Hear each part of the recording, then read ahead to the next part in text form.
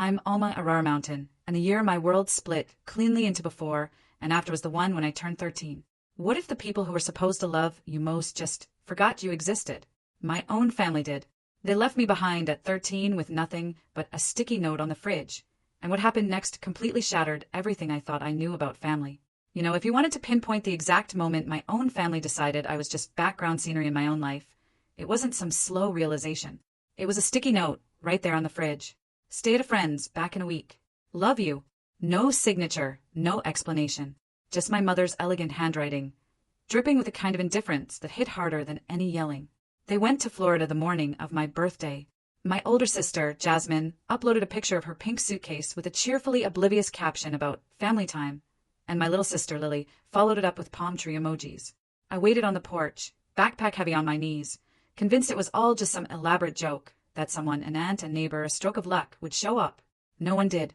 The streetlights flickered on, and a stray dog barked at me like I didn't even belong on my own front steps. That night, I warmed a burrito I didn't even like and ate it at the counter, pretending the microwave's hum counted as conversation. By the second day, I was still insisting it was all a huge mistake. But by the fourth, a chilling thought started to whisper in my head. One I desperately tried to push away. Maybe it wasn't an accident. Being the middle child, I'd always been the quiet bridge between the star act and the grand finale. Jasmine collected awards and varsity letters like they were going out of style. Lily had dance recitals, braces, and parties with color-matched cupcakes. Me, I had responsible, which, as I eventually figured out, adults used as code for unseen. But being forgotten on purpose? That introduced a whole new kind of silence. 6 days in, I left the library, a tower of borrowed books stacked like armor in my arms. The heat was so intense it blurred even my own shadow. That's when a glossy black car slowed to the curb, its windows sliding down like something out of someone else's life. Alma.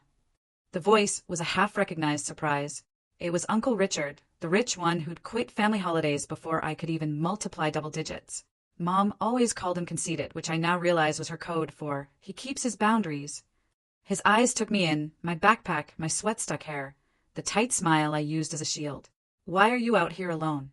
Where are your parents? Florida, I said. The word felt absurd, like telling him they'd flown to another planet. And you're here, he murmured, almost to himself. I see. Whatever followed was a comment I wasn't meant to catch. Then came the words that cracked my world open. Get in. You're not walking anywhere tonight. Every safety lecture about strangers screamed in my head. But my empty stomach, after 3 nights of instant noodles and one of dry cereal, offered its own louder logic. Hunger counts as danger too. His car smelled of leather and something sharp and new. Not citrus or perfume, just the scent of money that hadn't gone stale. He drove to a diner with cracked red booths and pies trapped beneath glass domes. When the burger and milkshake arrived, I just stared, convinced they'd vanish if I'd blinked too long. He didn't push me to talk. He let me eat first, then asked about school, about friends, about what I cared about. History, I said, though mainly the parts everyone misremembers. That answer made him smile, a small, knowing thing, as if he'd just discovered a secret about me. When we reached my street, he didn't even bother to park. He just idled and told me to pack a bag. What? I blinked. You're not staying alone on a sofa in a dark house while your parents shop for sunscreen. Pack, Alma. Some moments just open up the world like it has hidden hinges. His home felt like another planet, entirely. The guest bed looked too soft to touch. I perched carefully on its edge, afraid to even wrinkle the blanket. He leaned against the frame, eyebrow raised. Planning to sleep upright forever? I whispered that I didn't want to mess up his sheets. They can be washed, he said, with a half-smile that held warmth instead of mockery. Things exist to be used, not feared. Morning came with orange juice poured into a real glass. At home, our cups were souvenir plastic, faintly smelling of old sun-dried plastic. I held his glass as if it might break from being looked at wrong. It's just juice, not a legal agreement, he teased. Drink. When the teacher asked who would attend my parent-teacher conference that week, he didn't pause. I will. The calm weight of those 2 words loosened something inside me that had been clenched for months. I didn't know what to do with generosity. When he bought me jeans and a sweater, I hid the tags, convinced he'd want to take them back. When he handed me lunch money, I saved it and ate crackers. Spending felt like trespassing. It took 12 days before he found me in the kitchen at midnight, crouched over a cereal box. Why, he said from the doorway. Are you rehearsing to be a raccoon? I told him I didn't want to take too much. He opened the fridge, scooped pasta into a bowl, warmed it, and pushed it toward me. If it's in this house, it belongs to everyone who lives here, he said. That means you too. I nodded, swallowing against the sting in my throat, determined not to let tears fall into the pasta. Crying seemed extravagant, and I didn't want to feel indebted. I kept expecting the front door to shake with my parents' arrival, for them to demand I come back like something borrowed too long. But days kept passing, then weeks. No knock, no call. Jasmine filled her feed with beach pictures captioned about eternal sisterhood, and Lily posed with shells pressed to her cheek. My name never showed up beneath any of it. Uncle Richard came with me to the school conference where the counselor perched on a metal chair and said phrases like quiet potential and underengaged. He didn't argue. He just took notes. Afterward, he bought a desk so I'd have a place to study that wasn't the floor. He arranged an eye appointment I hadn't known I needed. And after that came the dentist, the doctor, a haircut, routine care I didn't realize was routine. He never once said I owed him anything. He just called it maintenance, as though I was someone worth keeping in working order. At 13, I still pushed limits. One Saturday, I stayed out late with a friend, forgetting to text because I didn't know what counted as curfew. When I tiptoed in around midnight, waiting for the explosion, he handed me a sandwich. Glad you're alive, he said. Next time, send a text. Otherwise, I'll assume you're in a ditch and go buy a shovel. The even tone was more disarming than anger. It sounded like care, but with structure. Not everything was rules and schedules. Sometimes he'd bring me to his office, tell me to observe how people spoke to one another.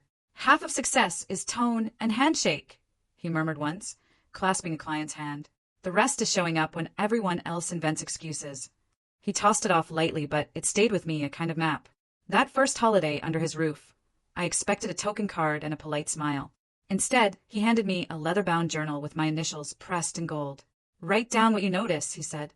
Even the silly things, especially those. I traced the cover's texture, half afraid it might bite. Thank you, I managed, though the words came out awkward. I wasn't used to owning something permanent. Later that night, my phone buzzed with a photo. My parents, Jasmine and Lily, in identical pajamas beside a flawless tree. The caption read, Mountain Traditions. No tag, no message, not even a we miss you. I stared until the picture blurred into color and light. I glanced down at the journal resting on my lap and flipped open to the first blank sheet. I wrote, things here are meant to be used, not feared. Then, if something is inside this house, it belongs to everyone who lives within it. Finally, I added, I am in this house. The words looked too assertive, like I'd borrowed someone else's courage. Still, when I shut the cover and traced my initials again, something faint stirred inside me. Unfamiliar but warm. It wasn't safety. Not yet. But maybe the draft of it drawn in pencil outlines. I didn't know then that the diner booth and this little book would become the hinges that turned everything. Years later, in a place that smelled of leather and law, those pages would be my backbone when others scrambled for footing. For now, I was just 13, curled into sheets that whispered clean instead of weary, starting to learn one impossible truth. I wasn't disposable. I hadn't been forgotten, only misplaced. And someone had finally found my tab and slid me where I belonged. By the time I hit 14, Uncle Richard had reached two conclusions about me. First, my posture was atrocious. Second, under that slouch I carried promise. He tapped my shoulder whenever I folded inward. Stand tall, Alma. You're not punctuation. People believe you more when you look like you already believe yourself. At first, it sounded like a line from a poster. But eventually, I started catching myself mid-hunch, straightening up, pretending confidence until it began to feel real. Teachers noticed. I began speaking up, raising my hand, even joining debate club after he bribed me with pizza. At my first competition, my voice wobbled like bad speakers. But I still won, arguing that cats made better pets. When the judge announced it, I spotted Uncle Richard in the back, grinning that quiet kind of grin that said, see, told you. At home, he wasn't just a caretaker. He was a collection of lessons disguised as daily life. He never preached about drive or gratitude. He lived them. When I asked for a new phone, he said, sounds great. How much have you saved? I blinked. None. Then you'll appreciate it twice as much once you've earned it. So I got my first job bagging groceries. My first paycheck read 73.16, and I waved it like a trophy. He didn't take it. He drove me to the bank instead. Two-part rule, he said. Save half, spend half. That way you can enjoy today without robbing tomorrow. I rolled my eyes back then, but later I'd realized that one sentence was the spine of everything I built. Holidays used to be something I dreaded. Dinners felt like theater productions I'd never auditioned for. At Uncle Richard's, Christmas carried a quieter rhythm, but it was full in a truer way. His gifts weren't extravagant, just chosen with care, a gently used copy of To Kill a Mockingbird, a fountain pen that felt substantial in my hand. A scarf, he claimed, matched my debate face. Meanwhile, my phone buzzed with photos from the mountains. My parents, Jasmine and Lily, posing beside palm trees and tables that looked staged for glossy spreads. No one ever wrote, "Wish you were here." The hurt still stung, but it no longer emptied me out the way it used to.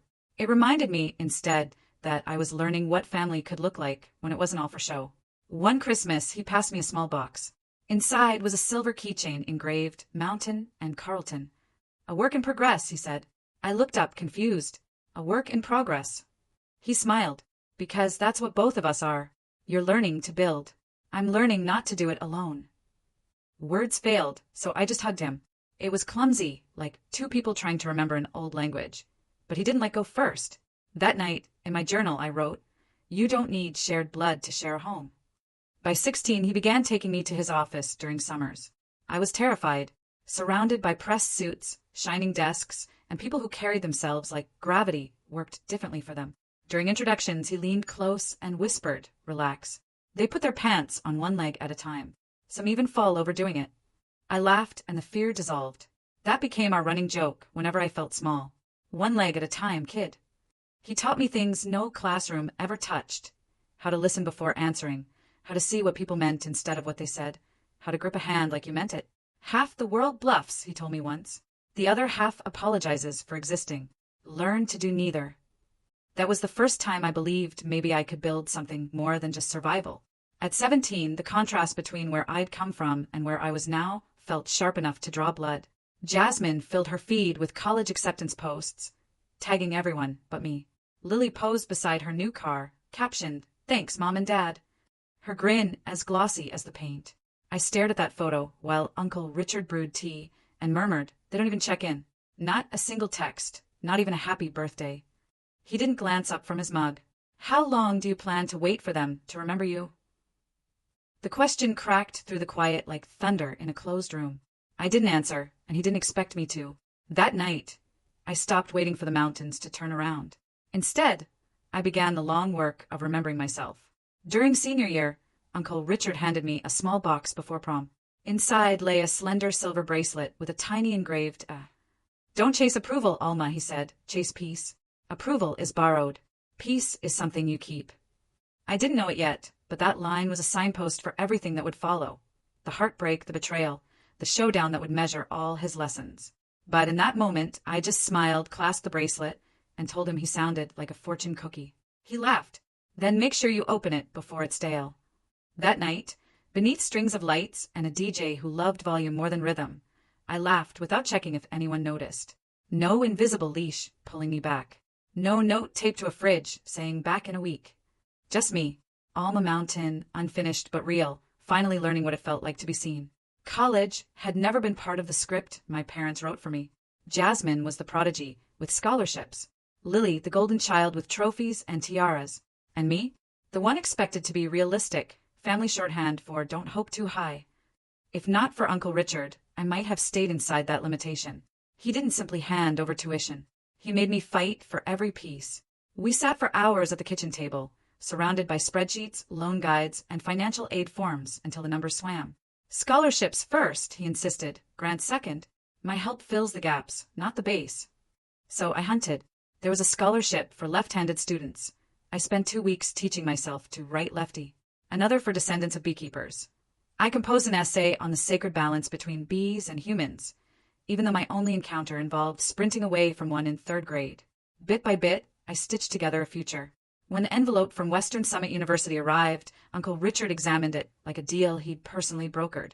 "Congratulations," he said, his voice steady but proud. His eyes were bright when he said it. "Now go prove them right." Move-in day was chaos. Parents juggling boxes, balloons bobbing, everyone crying in doorways. Mine didn't come. Not a message, not even a good luck. Uncle Richard carried everything up 3 flights in the August heat, his shirt sticking to his back, but he refused to let me take the heavy ones. "This counts as my annual workout," he joked. "Don't tell my trainer, I actually broke a sweat." When the room was finally set, I stood there, taking in the mismatched sheets, the thrift store lamp, the faint bleach smell, and felt a pang twist deep inside. He must have noticed because he said softly, "Don't look for them here, Alma. Look forward. That's the direction you're headed." I could only nod, throat tight. Before leaving, he gave me a small envelope. Inside, a note in his neat block handwriting. "If you ever doubt you belong, check your reflection. You got here without them." I taped it inside my planner and kept it there all 4 years. Those first months were rough. I felt like an intruder in every class. The girl in secondhand shoes, carrying detergent-scented bags instead of luxury ones. But Uncle Richard called every Sunday without fail, sometimes just to tease. So, Miss Dean's list, still living on ramen and determination. "Barely, I'd say." "Good," he'd reply. "Struggle keeps you sharp." That rhythm steadied me. His voice was a kind of gravity. In my sophomore year, I met Ethan Cole, the kind of person who could make a room exhale. We met volunteering at a community garden. He was actually planting things. I was pretending to know how a shovel worked. He offered to show me, and I rolled my eyes but let him. We started seeing each other months later. Slowly, carefully, but it was real. Ethan wasn't a hero type. He didn't try to save me. He respected me, and that meant more than I'd ever expected. During finals one night, he asked, "Why do you double-check everything, even the tiniest stuff?" I hesitated, then said, "Because for a long time, I was the mistake nobody fixed." He didn't offer cliches. He just took my hand and said, "Then let's make sure no one overlooks you again." That was the moment I realized he truly saw me, not as the forgotten middle child, but as someone who'd carved out her own light. By junior year, an old ghost surfaced. Sabrina, Ethan's ex, the kind of girl who could turn remorse into theater. She started turning up at campus gatherings again, all smiles and polished charm, complimenting my clothes while her eyes swept the room for an audience. At first, I told myself I was imagining things. But one night, she let it slip that Ethan had met her for coffee to help with a business plan. Later, when I asked, he told me the truth. She reached out, said she needed advice, he said. I didn't think it was a big deal. It shouldn't have been. But that old sting of being replaced and forgotten came rushing back like a reflex I couldn't control. That night, Uncle Richard's words replayed in my mind. Half the world bluffs. The other half apologizes for existing. Do neither. So I didn't accuse him and I didn't plead. I simply said, next time, let her find someone else's generosity. Ethan nodded. No protest, no defensiveness. That quiet acceptance told me more than any speech could. By senior year, everything seemed to align like a long-delayed sunrise. I earned my degree in civil engineering, the same field Uncle Richard once described as the art of creating what endures. He sat in the front row at graduation, clapping so loud the dean actually paused to look up. Afterward, he handed me a modest silver pen. Use this to sign the contracts you'll be proud of, he said. I smiled. Not my autograph. He chuckled. One day. Build first, brag later. While others celebrated that night, I stayed in my dorm, rereading the journal he'd given me when I was 13. The pages were filled now. Lessons, tiny victories scrolled gratitude. One line stood out like a heartbeat. If it's in this house, it belongs to the people in this house. That house wasn't a structure anymore. It was my life. And for the first time, I truly felt I lived inside it. After graduation, I joined a small engineering firm. It wasn't glamorous, but it was solid, and it was mine. Ethan found work in the same city, and for the first time, the path ahead felt like my own. Every Friday, Uncle Richard and I met for dinner. He'd lift his glass of whiskey and tease. Look at you, Miss Mountain. Scaling the ladder without tripping. I'd laugh and say, give it time. I still might. What I didn't want to see were the changes. The fatigue in his voice, the way he rubbed his shoulder after lifting grocery bags, the slight pause before remembering a familiar place. I told myself it was just age creeping in. I didn't know it was the quiet overture to everything about to break. Because the strongest people don't collapse in one dramatic fall. They fade first, quietly, almost gracefully, until you realize you've been carrying what they used to hold. It began subtly, the kind of change you tell yourself not to analyze.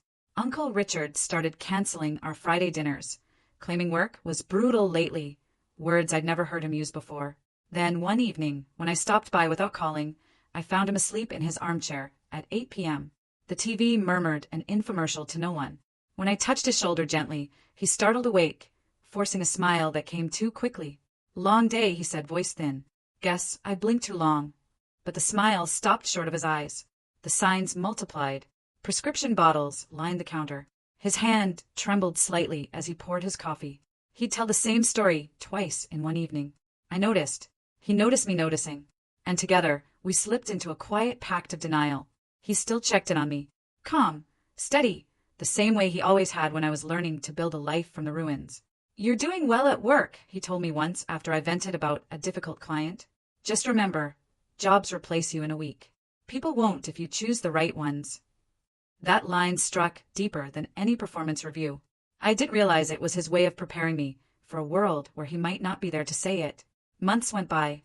My career gained traction. My footing felt firm. Ethan and I found a rhythm that worked. His marketing job, my engineering projects, both of us steady. But every time Richard brushed off a cough or waved away my concern, that steadiness cracked a little more. Then the day came. A Tuesday. The phone rang. A shaking voice on the line. "Ms. Mountain, this is Grace from Mr. Carlton's office. He collapsed during a meeting. They've taken him to St. Luke's Hospital." The drive blurred. Just streaks of red lights and the drumbeat of my heart in my hands. When I finally reached his room, he looked impossibly small against all that white. Still, when he saw me, he managed a crooked grin.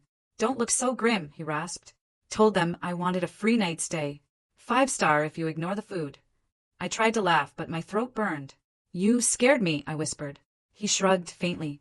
"First time for everything." Then, softer still. "Sit, kid." He waited until the room settled into stillness. Just the quiet pulse of machines and the soft shuffle of footsteps somewhere beyond the door. "You know," he said, his voice raspier than I'd ever heard it, "I always thought your dad would be the one teaching you these things. How to stand tall, manage money, argue without raising your voice. But I'm glad it turned out to be me." "Don't talk like that," I whispered. "Like what?" "Like I couldn't finish." He gave that half smile again, the one that carried more comfort than words ever could. "Honest," he said, taking my hand, a rare gesture from him. "You've exceeded every single expectation anyone ever had for you, Alma. Just remember one thing." "What's that?" "You're not the extra piece. You never were." My vision blurred, and I blinked fast, unwilling to let tears win. He caught the effort and smirked faintly. "If you get these sheets wet, you're paying the dry cleaning bill." I laughed, and the sound cracked halfway through. But for a heartbeat, it felt like the world had returned to normal. He stayed in the hospital a few nights, then came home, slower now, quieter, still pretending nothing had changed. We never brought up the scare again. But both of us knew something invisible had shifted between us. That final Christmas, he gave me a box wrapped in gold. Inside was the same leather journal he'd given me when I was 13. Only now it wasn't blank. Every page was filled.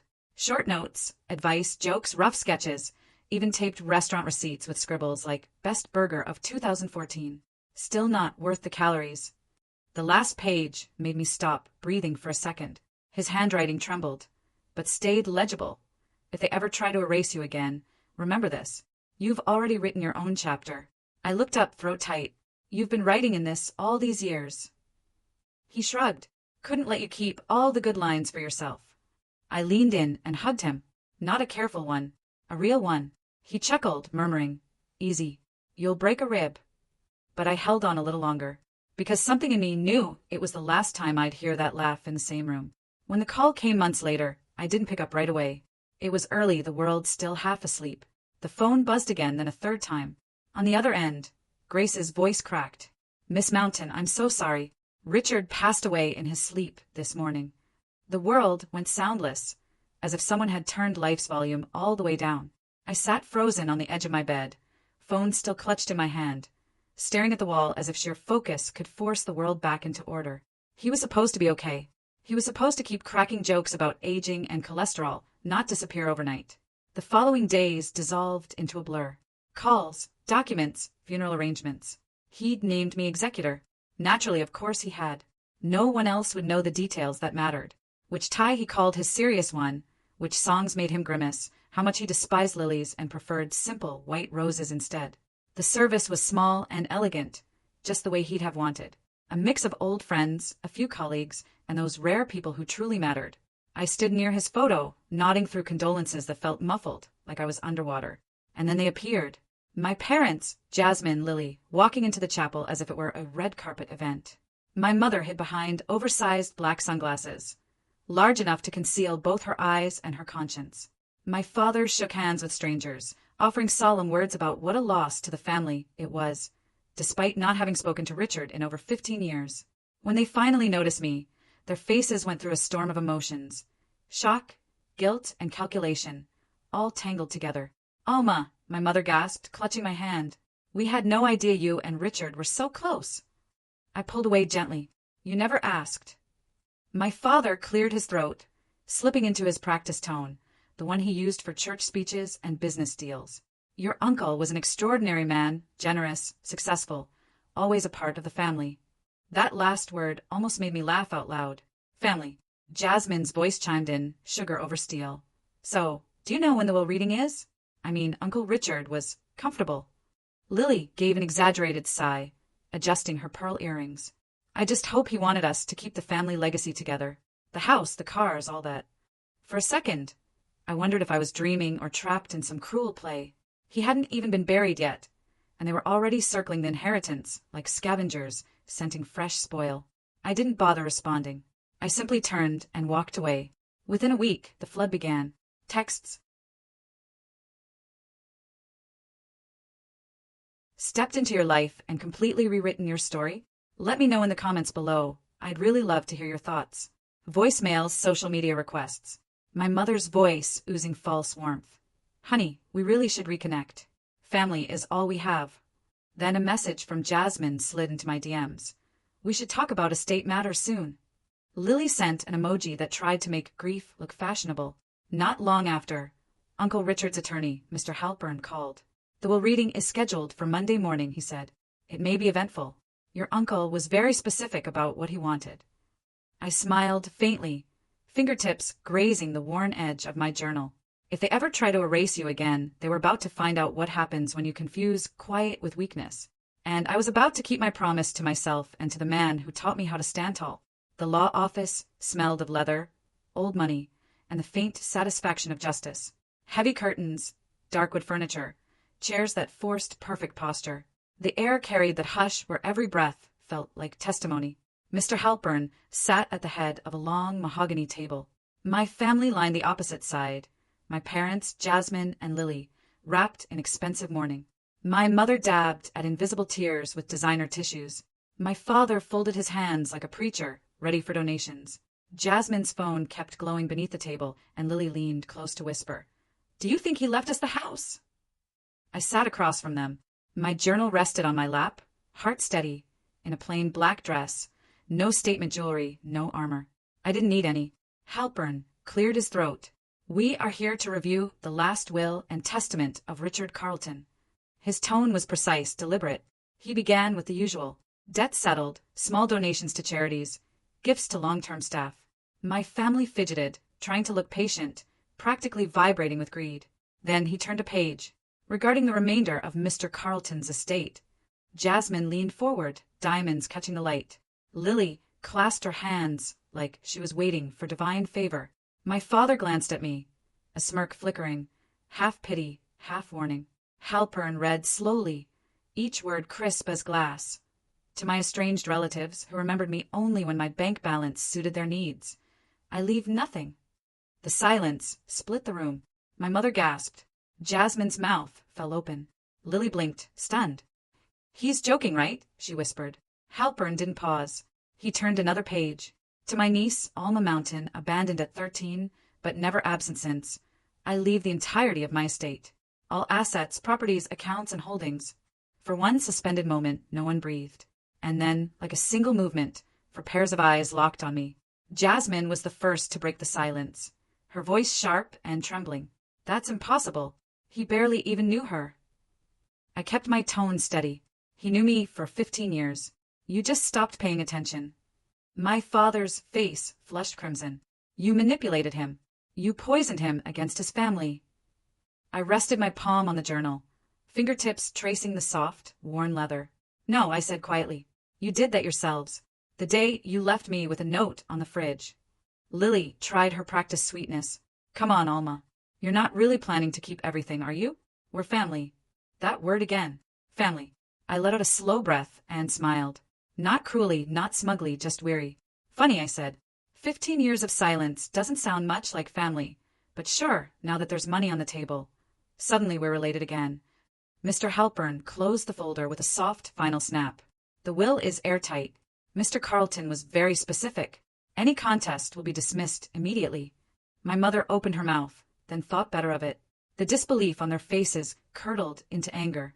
The same look they'd worn years ago when they realized I no longer needed their permission to exist. I smoothed the front of my dress and stood. If you'll excuse me, I have things to take care of. Mr. Halpern, thank you for your time. Jasmine hissed. This isn't over. I met her gaze evenly. It was over when you stopped calling me your sister. Then I turned and walked out. Outside, the air felt new, sharper, cleaner, as if the world had been holding its breath and finally exhaled for me. Sunlight bounced off the building's glass facade, momentarily blinding. And in that flash I saw myself. Not the scared 13-year-old with a backpack waiting for someone who never came, but a woman standing on her own ground, exactly where she chose to be. I pulled out my phone, opened my messages, and found the contact I still wished existed. Wish you were here to see their faces, old man, I typed. Then, after a pause, you were right. I wrote my own chapter. I hit send to nowhere to everywhere. Later that week, I stood on the balcony of Richard's house, my house now, watching the city lights shimmer like the heartbeat of everything he'd built and left behind. I held the journal, flipping to its final page once more. The ink had faded a little, but the words still burned bright. If they ever try to erase you again, remember this. You've already written your own chapter. I smiled. I did, I whispered. And I'll keep writing. In that moment, I wasn't thinking about money or deeds or assets. I was thinking about that 13-year-old girl on a porch clutching a backpack and a fridge note, wondering what she'd done wrong. If I could reach back to her now, I'd tell her this. One day, you'll have a home that doesn't treat you like a visitor, a life that never apologizes for taking up space, and a name no one overlooks. Ethan stepped out onto the balcony, wrapping an arm around my shoulders. You okay? I nodded, leaning into him. Yeah, just feels like full circle. He looked out at the city spread beneath us. He'd be proud, you know. I tilted my face toward the sky, soft blue above the skyline. I think he already is. Below us, the city lights shimmered like turning pages. And for the first time, the story belonged entirely and irrevocably to me. Seriously, what would you have done in my shoes? And has anyone ever?